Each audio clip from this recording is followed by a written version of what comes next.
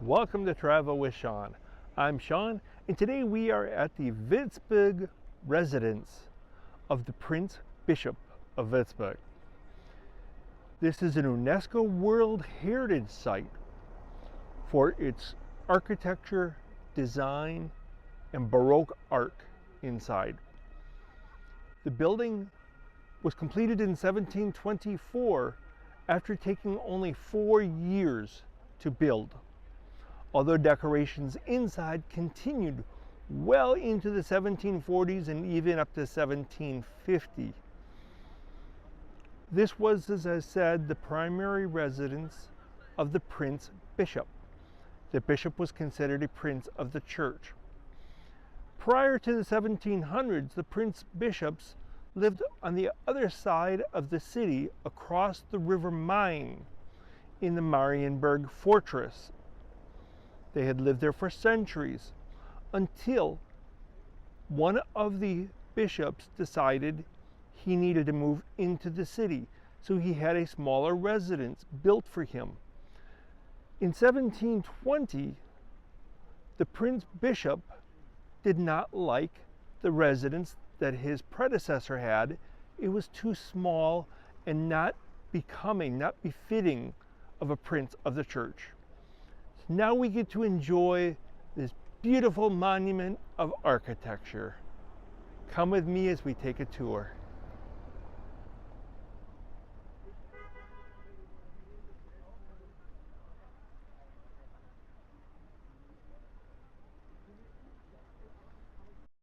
Prince Bishop Johann Philipp von Schönborn financed the construction of the residence from the proceeds of a lawsuit.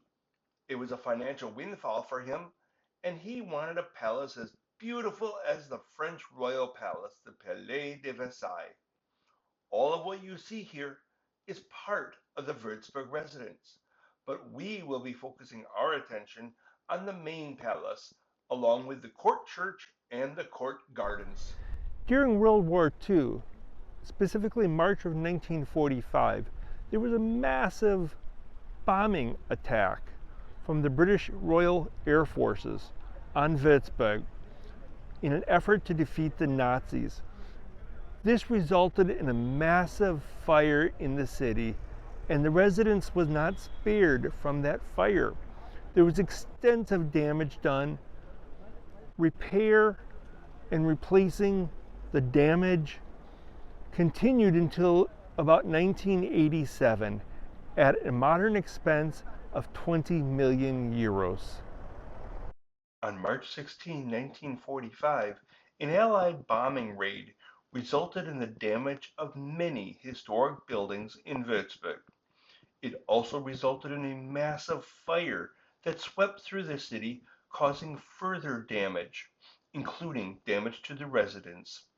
These photos depict damage to the residence resulting from the inferno caused by that bombing raid. Further damage was caused by Nazi soldiers, making the residence part of the battleground when the American Armored Division came in to secure Würzburg from the Nazis. Here you can see some Nazi soldiers and what looks like either artillery or a tank in front of the residence. To understand the Würzburg residence, we have to go back to the 18th century. It was a time of flourishing art, culture, and innovation. From the intricate stucco work to the stunning frescoes in the Imperial Hall, every corner of this palace reflects a meticulous attention to detail. The Prince Bishop paid for the construction of the residence from the proceeds of a massive lawsuit he won.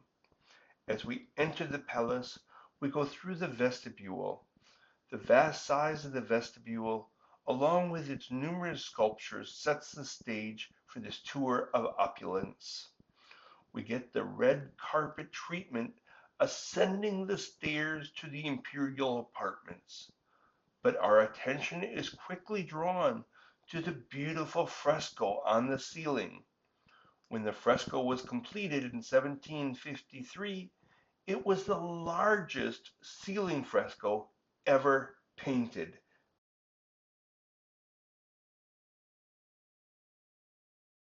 White Hall was completed in 1745 after 9 months' labor.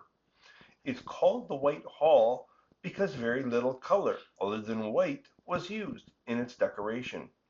The ceiling design during that period was only used for small rooms, but the artist expanded it on a massive scale. This room here is called the Imperial Hall. It is the largest and most important room in the residence of the Prince Bishop of Würzburg. It was principally used for banqueting and reception. It was decorated between 1749 and 1753, brought in experts, the best artists of the time, to decorate the hall.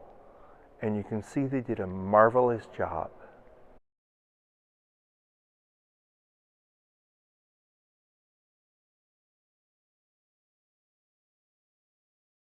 The domed ceiling is supported by numerous pillars made of red stucco marble that stand nearly 30 feet tall. The three frescoes on the ceiling depict local religious history, and those over the doors show scenes from the lives of emperors of the ancient world. Let's take a moment to enjoy a closer look at some of the artwork of this room.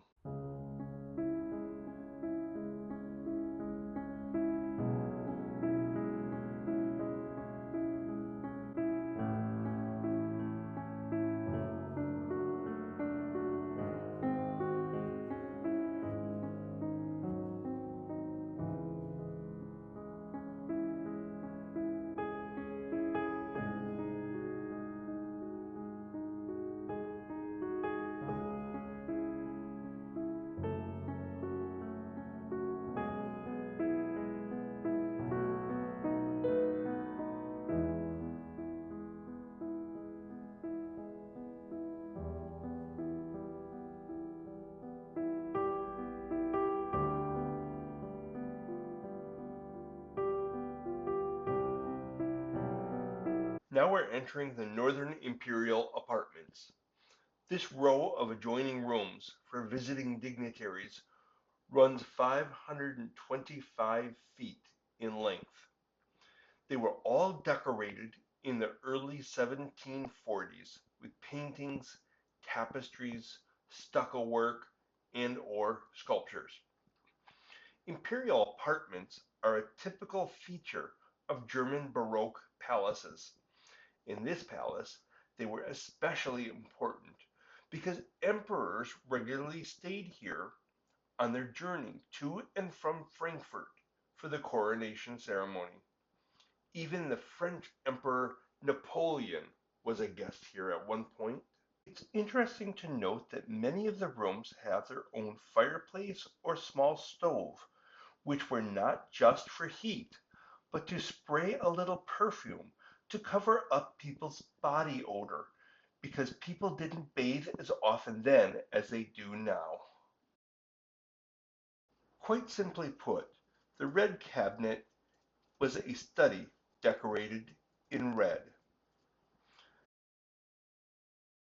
Next we come to the reception room, which has damask wallpaper, a type of silk fabric that originated in China, but was an 18th century luxury item in Damascus, Syria, where it gets its name. This room is called the Napoleon Room. It's a guest bedroom named after the French Emperor Napoleon because Napoleon I and his wife Sophia spent a night here in May 1812.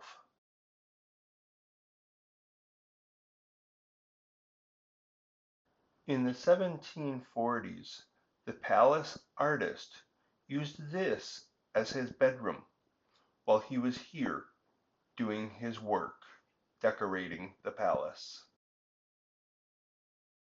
The tea room was yet another guest bedroom.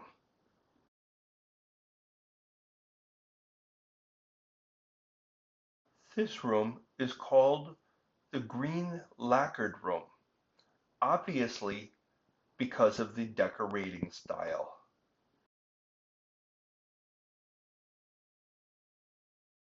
We've left the northern Imperial apartments and are now passing through the Imperial Art Gallery, heading to the southern Imperial apartments. The northern and southern apartments are separated by the Imperial Hall.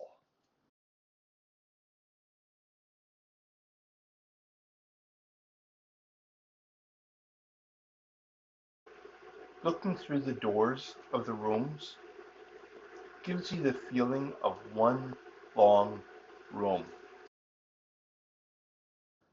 Now we enter the southern antechamber. Again, like the northern apartments, the rooms are decorated with wall paintings, tapestries, stucco, ceiling frescoes. And now we come to the southern audience room with even fancier decorations on the ceiling and the walls, more tapestry. Now we've entered the Venetian room, which is another one of the guest rooms. It's probably named the Venetian room because the court artist was from Venice. You will notice that all of the walls in this room are decorated, no matter how small they are.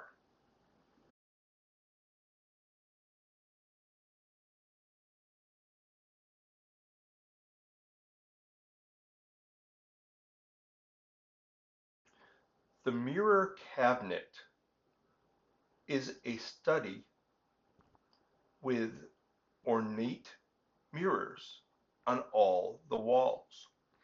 The mirrors were all etched,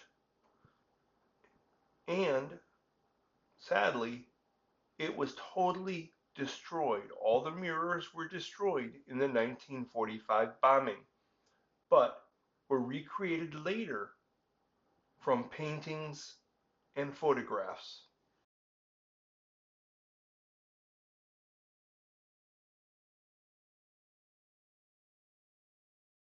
Notice anything missing from this bedroom? That's right, a bed, because the German elite of the 18th century frequently traveled with their own bed.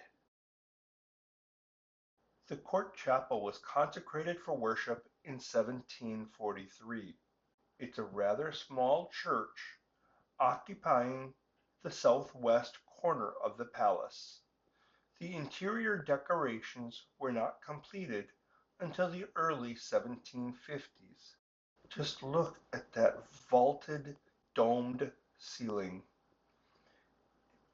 The pulpit was installed in 1745. This room that we're in now is called the Garden Hall. It connects the main palace to the Imperial Garden, or the court garden. It was completed in 1749, and the frescoes, the paintings on it, were all done in 1750.